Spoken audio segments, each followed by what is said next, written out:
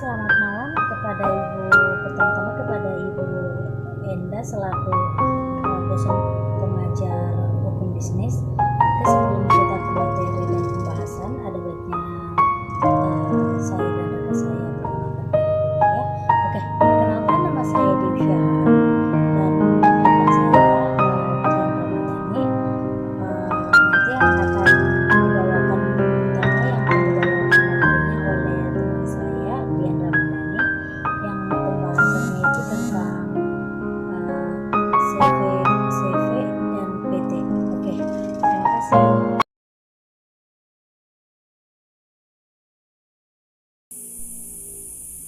Assalamualaikum warahmatullahi wabarakatuh. Perkenalkan, nama saya Dian Ramadhani. Saya dari Fakultas Ekonomi STI Madani Balikpapan. Terima kasih. Jadi kali ini saya akan menjelaskan tentang PT dan CV. PT dan CV adalah sama-sama dan usaha yang bergerak untuk mencari keuntungan atau laba. Terus di perbedaan kedua, persero bertanggung jawab secara terbatas di PT. Maksudnya, jika Anda membuat PT, pastikan namanya modal atau uang. Contoh, saya mau bikin PT X, modal biaya saya 100 juta, saya bilang juta, partnernya adalah X, Y, Z atau ABC. Masing-masing 100 minus 300, maka yang nyetor saham tadi 100 juta dan 300 juta. Tanggung jawabnya hanya terbatas pada modal yang dikeluarkan tadi. Misal, setinggi anganku untuk meraih sebesar 1 miliar kepada pihak lain, maka yang semakin jauh karena merindu tadi, atau meminta harta pribadi Anda untuk mengganti rugi. Jadi PT ini pada modal yang disetor saja. Terus tanggung jawabnya sampai ke harta pribadi. Jadi buat kalian yang mau membuat CV, tentunya harus hati-hati dalam memilih partner atau rekan. Jika ada permasalahan, tanggung jawabnya ke personal atau pribadi. Terus itu untuk PT ini sih sebenarnya cara pendiriannya relatif lebih ketat daripada CV. Sedangkan CV pendiriannya lebih mudah dibandingkan PT. Hanya membutuhkan SIUP dan surat domisili saja. Sedangkan kalau PT itu banyak banget dari akte notaris, kemudian PT, terus penyertaan modal, domisili, usaha, bahkan harus ke Kementerian Hukum dan HAM dan sebagainya. Terus untuk pendirian PT ini minimal 2 orang, terlibat WNI tanpa dalam WNA, penanaman modal asing WNA negara asing diperbolehkan sebagai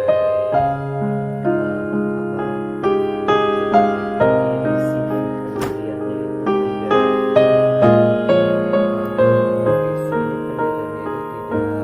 tidak memungkinkan WNA sebagai sama seperti PT begitu.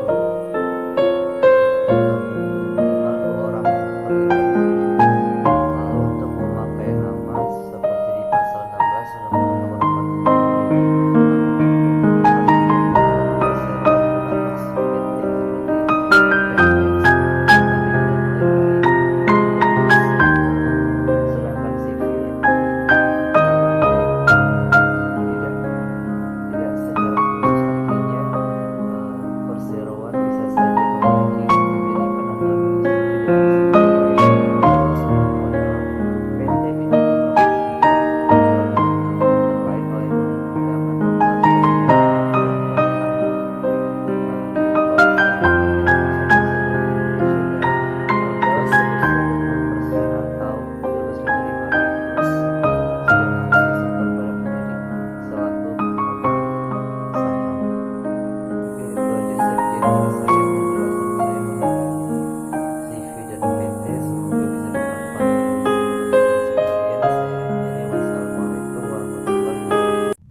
Oke, baiklah teman-teman,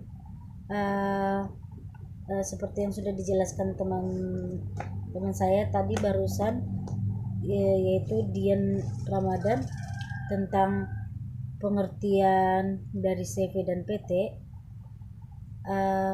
dan lain-lainnya. Kini saya akan menjelaskan tentang kelemahan dan kelebihan PT sama CV. Terus saya akan menjelaskan juga tentang izin mendirikan CV ini bagaimana sih sama dengan PT. Oke, saya mulai ya. Pertama yang saya akan bahas itu yaitu dengan kelebihan dari PT. Kelebihan dari PT itu ada dua. Pertama itu kewajiban terbatas, yang kedua masa hidup abadi. Sedangkan kelemahan dari PT ini ada itu satu, izin mendirikan PT itu tersebut. Kenapa izin mendirikan PT tersebut itu kelemahan? Karena biayanya itu tidak sedikit, membutuhkan biaya yang sangat mahal, yang sangat besar, serta harus ada akta notaris dan izin khusus dari pemerintah.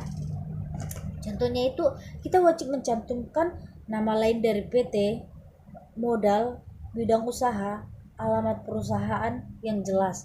Jadi semuanya itu jelas, tidak ada istilah ditutupin. Karena kenapa harus jelas? Karena kalau mendirikan suatu bangunan itu tidak bisalah yang ilegal, karena bisa melanggar undang-undang yang telah ditetapkan. Setelah itu akta harus disahkan oleh Menteri Hukum dan Hak Asasi Manusia Republik Indonesia. Oke, mendirikannya itu juga ada syaratnya itu sebagai berikut. Pertama, tidak bertentangan dengan ketertiban umum dan kesusilaan. Yang kedua, akta pendiri harus memenuhi undang-undang yang telah ditetapkan pemerintah. Jadi ada undang-undang yang ditetapkan untuk berdirinya sebuah PT ini. Setelah itu, tiga, paling sedikit modal yang disalurkan 25% dari modal dasar. Jadi mengenai undang-undangnya itu tentang berdirinya itu yaitu sudah diatur dalam Undang-Undang nomor 1 tahun 1995 dan Undang-Undang nomor 40 tahun 2007. Setelah itu baru kita daftarkan ke pengadilan, nanti baru disahkan oleh pengadilan. Jadi kalau sudah disahkan kita bisa mendirikan bangunan sebuah PT itu atau PT apa. Contohnya itu kayak PT Asuransi Sinarmas atau PT-PT yang lainnya. Oke. Jadi saya juga akan menjelaskan di sini tentang beberapa saham yang terbagi dalam suatu PT. Pertama itu saham sero atau atas nama, maksudnya itu atas nama PT itu sendiri. Contohnya nama PT itu sendiri yaitu PT Asuransi Sinarmas. Jadi kita buat nama pertamanya itu PT Asuransi Sinarmas. Yang kedua, saham atau sero pembawa, yaitu suatu saham yang di atas surat tidak disebutkan nama perseronya. Jadi contohnya kita menanam saham tapi kita dalam surat perjanjian itu tidak disebutkan nama sahamnya itu. Yang ketiga, saham atau sero biasa, biasanya memperoleh keuntungan atau dividen. 4. Saham atau sero preferred. 5. Saham atau sero kumulatif preferred. Jadi sedikit tentang pembahasan dari CV teman-teman. Sekarang saya akan menjelaskan kelemahan dan kelebihan CV. Oke. Seperti yang sudah dibahas tadi itu sama teman kita CV itu, kini saya akan menjelaskan apa sih kelemahan dari CV. Jadi kelemahan dari CV ini kelemahannya itu yaitu kelangsungan hidup tak menentu. Maksudnya itu kelangsungan hidup menentu itu yang seperti saya alami ya, saya pernah kerja di CV. Taraf biaya hidup kita ini contohnya di Balikpapan itu tinggi ya, padahal gajinya cuma tidak seberapa lah, tidak saya sebutkan lah dendamnya, cuman masih besaran biaya dari PT, gaji dari PT gitu. setelah itu tanggung jawab para sekutu komanditer yang terbatas. Jadi kelemahan dari CV itu ada dua, kelangsungan hidup tak menentu dan tanggung jawab para sekutu komanditer yang terbatas. Terus kelebihannya itu mudah proses pendiriannya. Jadi nggak seperti yang PT itu kan rumit banget ya untuk cara berdirinya. Terus setelah itu nomor 2, kebutuhan akan modal dapat lebih dipenuhi. Nomor 2-nya itu kebutuhan akan modal dapat lebih dipenuhi. Nomor 3, persekutuan komanditer cenderung lebih mudah memperoleh kredit gitu. Terus proses berdirinya CV ini gimana sih? Jadi dalam KUH dagang tidak ada aturan tentang pendirian pendaftaran maupun pengumuman, sehingga CV ini bisa diadakan perjanjian dengan lisan atau sepakat para pihak saja, yaitu diatur dalam pasal 22 KUH dagang. Jadi enggak seperti yang cara kita mendirikan PT ya. Jadi CV ini lebih mudah daripada PT. Oke guys, sekian dari penjelasan saya. Banyak kekurangannya, jika banyak kekurangannya saya minta maaf. Namun saya tetap belajar, kita sama-sama belajar. Terima kasih buat semuanya. Terima kasih juga buat Ibu Enda selaku dosen pengajar dari hukum bisnis. Dengan saya Dewi Syaham, Fakultas Madani.